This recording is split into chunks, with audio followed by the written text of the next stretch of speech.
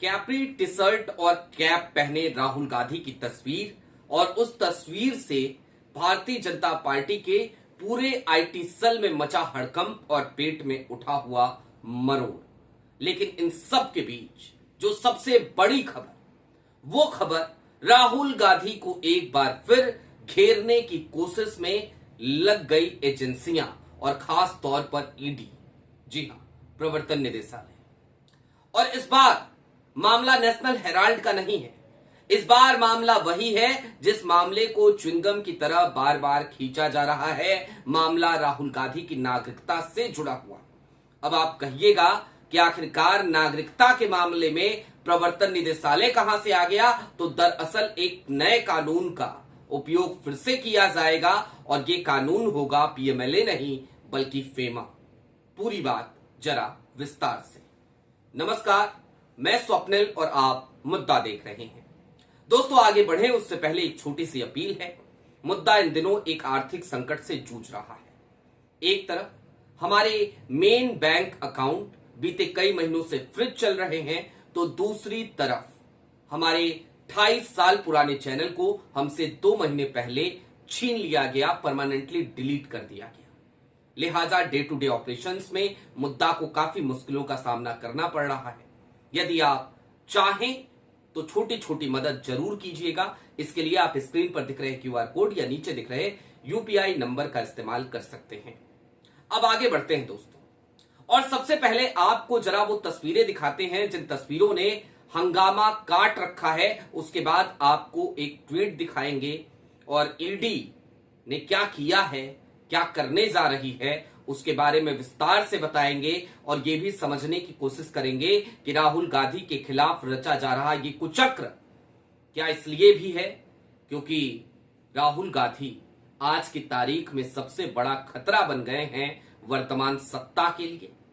दोस्तों, आपकी स्क्रीन पर एक तस्वीर है। आपको राहुल गांधी इस तस्वीर में साफ साफ नजर आ रहे होंगे। सर पर कैप, टी शर्ट, कैप्री और जूते। एक और तस्वीर, वो तस्वीर सबसे ज्यादा मजेदार। आपने बिहार में राहुल गांधी को बाइक दौड़ाते देखा होगा, आपने लद्दाख में राहुल गांधी को बाइक दौड़ाते देखा होगा, लेकिन अब राहुल गांधी की स्कूटी की सवारी वायरल हो गई। किसी कार से ये तस्वीरें ली गई। राहुल गांधी सड़क पर स्कूटी चला रहे थे। भारतीय जनता पार्टी के आईटी सेल का दावा है कि राहुल गांधी इस वक्त मलेशिया में है। अब मलेशिया में है भी तो आखिरकार इनके पेट में क्यों दर्द उठ रहा है, क्यों मरोड़ उठ रहा है, ये तो इनसे ही पूछा जाना चाहिए। भाई, राहुल गांधी के नाना जी इस देश के प्रथम प्रधानमंत्री रहे। उनकी दादी इस देश की पहली महिला प्रधानमंत्री रही। उनके पिताजी प्रधानमंत्री रहे। वो खुद 5 बार के सांसद हैं और देश में आज की तारीख में उनकी अपनी एक संवैधानिक स्थिति है। वो आज की तारीख में राष्ट्रपति, उपराष्ट्रपति, प्रधानमंत्री के बाद चौथे नंबर के नागरिक है इस देश के। अगर संवैधानिक पोजीशन को देखा जाए तो वो लीडर ऑफ अपोजिशन है। यानी कि राहुल गांधी की अपनी एक हैसियत तो है। उस हैसियत के बावजूद अगर कोई व्यक्ति इतने साधारण तरीके से स्कूटी चलाता हुआ नजर आ रहा है किसी सड़क पर, तो इसमें क्या आपत्ति किसी को हो सकती है? ये तस्वीर तो सादगी की मिसाल होनी चाहिए। इस तस्वीर पर तो ये टिप्पणियां की जानी चाहिए कि देखिए, इतने बड़े स्ट्रेचर का आदमी कितने सामान्य नागरिक की तरह अपने जीवन को जी रहा है। इस तस्वीर को देखने के बाद तो सवाल ये उठना ही नहीं चाहिए कि राहुल गांधी मलेशिया में क्यों है, बल्कि पूछा तो ये जाना चाहिए कि आखिरकार राहुल गांधी को क्या कोई डर नहीं, क्या कोई खौफ नहीं? क्या राहुल गांधी वाकई में इतने निडर हैं कि आज की तारीख में देखिए बिना किसी सिक्योरिटी के इस तरीके से सड़कों पे निकल पड़े हैं? लेकिन राहुल गांधी को बदनाम करने के लिए एक नया रंग देने की कोशिश इन तस्वीरों को भी की गई, जिन तस्वीरों में हमें ढूंढने से भी कोई गलती नहीं मिलती। हमें तो ये तस्वीरें जब दिखी तो हमें लगा कि भाई सलाम है इस जज्बे को, सलाम है इस सादगी को। आज की तारीख में तो कोई पार्षद बन जाए तो वो स्कॉर्पियो से अपने कदम नीचे रखना गवारा नहीं करता और देश का एलओपी यदि स्कूटी चला रहा है और अकेले दिख रहा है सड़क पे, दुकानों पे जाकर अकेले खड़ा है, तो फिर तारीफ की जानी चाहिए।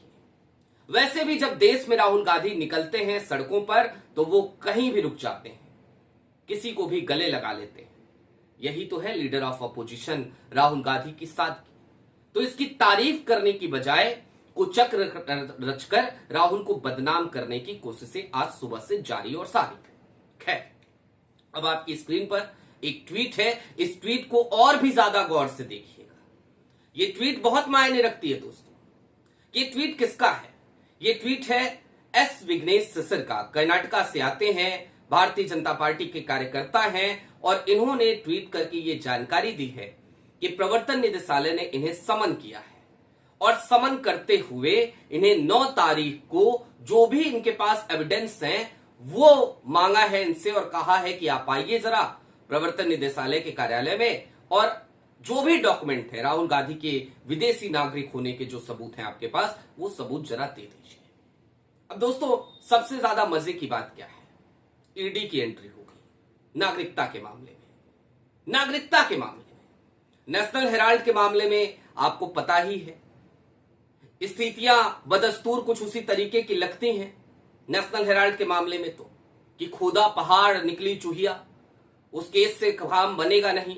राहुल गांधी से इतनी बार पूछताछ हो गई, इतनी संपत्तियां जब्त कर ली गई, नाना तरीके के मीडिया प्रोपेगेंडा एजेंडा चलाए गए, राहुल गांधी को भ्रष्ट बताने की, सोनिया गांधी को भ्रष्ट बताने की, कांग्रेस को भ्रष्ट बताने की नेशनल हेराल्ड के मामले में कोशिशें की गई, लेकिन आरोप चिपक नहीं पा रहे। जनता बहुत समझदार है, सब समझती है। तो अब फेमा कानून के तहत ईडी की एंट्री होती है और ये एंट्री होती है राहुल गांधी की नागरिकता के मामले में। एक ऐसा मामला जिसको च्युइंगम की तरह अब तक खींचा गया है। सबसे पहले यह मामला उठाया था सुब्रमण्यम स्वामी ने और अभी मैं आपको हालिया दिनों का एक घटनाक्रम याद दिलाना चाहता हूं। इलाहाबाद हाई कोर्ट में इस मामले की सुनवाई जब चल रही थी, हालांकि पुनर्विचार याचिका फिर से दाखिल कर दी विघ्नेश सिसर ने और फिर से वो केस खुल गया है इलाहाबाद में। लेकिन मजे की बात यह है कि जस्टिस मसूदी ने जो टिप्पणियां की थी याचिका को खारिज करते हुए, वो टिप्पणियां बहुत मायने रखती हैं। सीधे तौर पर जस्टिस मसूदी ने इलाहाबाद हाई कोर्ट की लखनऊ बेंच ने कहा था कि जनाब गृह मंत्रालय क्या कर रहा है, जवाब क्यों नहीं देता? राहुल गांधी विदेशी नागरिक हैं कि नहीं है, बस इतना गृह मंत्रालय बता दे। और गृह मंत्रालय यानी कि अमित शाह साहब का मंत्रालय। लेकिन अमित शाह साहब का मंत्रालय इलाहाबाद हाई कोर्ट में जो पहली याचिका लगाई थी विघ्नेश सिसर ने, उस याचिका के अंतर्गत जो मुकदमा चल रहा था, उस मुकदमे में हर बार लीट लतीफी करता रहा। थक हार कर जस्टिस मसूदी ने केस को खारिज कर दिया था और कहा था कि जब गृह मंत्रालय जवाब ही नहीं दे पा रहा है, एक लाइन का जवाब चाहिए था कि राहुल गांधी विदेशी नागरिक हैं कि नहीं है, राहुल गांधी की नागरिकता रद्द होनी चाहिए कि नहीं होनी चाहिए। और गृह मंत्रालय हर बार मोटी फाइलें भेज देता और कहता देखिए ये है, ये है, ये है, लेकिन ये नहीं पूछिए जनाब कि राहुल गांधी विदेशी नागरिक हैं कि नहीं है। जस्टिस मसूदी ने कहा कि जब देश का गृह मंत्रालय हमें कुछ बताने को तैयार ही नहीं, जब देश के गृह मंत्रालय को ही कंफर्मेशन नहीं है, जब देश के गृह मंत्रालय के पास ही सबूत नहीं है, तो फिर भला हम केस क्यों चलाएं? फालतू का केस है और उस केस को खारिज कर दिया गया। लेकिन ईडी, अब जो न्यायिक व्यवस्था में होता है ना, ईडी के मामले में सारी परिभाषाएं उलट जाती हैं, पलट जाती हैं। ईडी वैसे भी इस देश की आज की तारीख में मुझे लगता है सबसे ज्यादा बदनाम एजेंसी हो गई है। अभी तक पीएमएलए के तहत ईडी ने जो कुचक्र रचे तमाम विपक्ष के नेताओं के खिलाफ, आपने वो देखा था।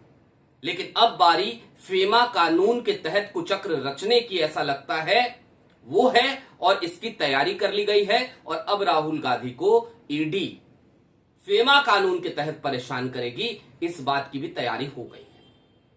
लेकिन दोस्तों, ये सब कुछ हो क्यों रहा है? एक तरफ यही भारतीय जनता पार्टी है ना, जो कहती है राहुल गांधी समझदार नहीं है, क्या बोलते हैं पता नहीं चलता। लेकिन दूसरी तरफ भारतीय जनता पार्टी के नेताओं को आज की तारीख में ये सच्चाई पता है, ये तथ्य पता है इस देश में जो सबसे बड़ा खतरा है उनकी सत्ता के लिए, वो अगर कोई है तो राहुल गांधी है। उसकी सादगी है, उसका लोगों से मिलना है और लोगों के दिलों में उसका यूं उतर जाना है। जिस तरीके से भारत जोड़ो यात्रा, भारत जोड़ो न्याय यात्रा, वोट अधिकार यात्रा, इन तमाम यात्राओं के जरिए राहुल गांधी ने इस देश के लोगों को अपना मुरीद बना लिया है, निश्चित तौर पर वो लोकप्रियता आज की तारीख में प्रधानमंत्री नरेंद्र मोदी से कहीं ज्यादा हो चली है। और इसीलिए राहुल गांधी को एक बार फिर फंसाने की कोशिशें की जा रही हैं और इस बार ईडी की एंट्री फीमा कानून के तहत राहुल गांधी की नागरिकता के मामले में हो रही है। अब उस तस्वीर पर आपकी क्या राय है और इस नए कुचक्र पर जो फीमा कानून के तहत ईडी राहुल गांधी के इर्द गिर्द रचने जा रही है, आप क्या सोचते हैं? हमें कमेंट बॉक्स में जरूर बताइएगा। अभी के लिए दीजिए इजाजत। चलते चलते फिर वही अपील। दोस्तों, मुद्दा इन दिनों एक आर्थिक संकट से जूझ रहा है। यदि आप चाहें तो छोटी छोटी मदद मुद्दा की जरूर कीजिएगा। आपके स्क्रीन पर क्यूआर कोड है, नीचे यूपीआई का नंबर है और इसके साथ ही साथ चैनल पे नए हो तो सब्सक्राइब करते हुए जरूर जाइएगा। 28 साल पुराना चैनल हमने खो दिया है, लेकिन हिम्मत जिंदा है, डरे नहीं है, रुके नहीं है, झुके नहीं है। हालिया दिनों में तकरीबन 1-1.25 महीने पहले हमने इस नए चैनल की शुरुआत करी और आप बड़ी तेजी से इस पर जुड़ रहे हैं। इसके लिए बहुत बहुत शुक्रिया आप सभी का।